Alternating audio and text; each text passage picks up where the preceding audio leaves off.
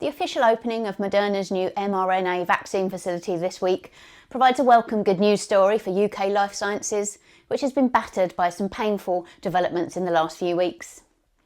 The $150 million plant was built as part of a 10-year strategic partnership with the UK government to help shore up domestic pandemic preparedness. Named the Moderna Innovation and Technology Centre, the site can produce up to 100 million mRNA vaccine doses per year. That can be ramped up to 250 million doses a year in a pandemic. The site will also serve as a major research hub for the company, which has committed a lot of resources to the UK. Moderna claims to be the largest sponsor of clinical trials in the UK at the moment, and it's running many of its oncology and infectious disease trials here, with thousands of patients recruited across the NHS. The company also has partnerships with major UK universities and is funding several PhD placements. This relationship is clearly something that the UK government will want to promote and support, and several government ministers were up at the site in Harwell, Oxfordshire, to mark the opening of the facility yesterday.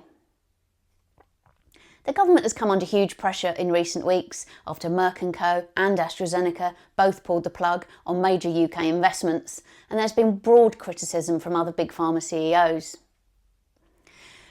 Those criticisms have been mounting since the NHS drug price negotiations collapsed over the summer. Remember that the vaccines that Moderna makes are not included in what is known as VPAG, or the clawback scheme that sets the NHS prices. That topic was clearly on the agenda at yesterday's event though.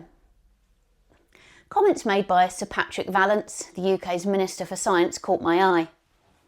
In an interview with the BBC, Sir Vallance said that there were daily discussions going on between government and industry to come to a solution.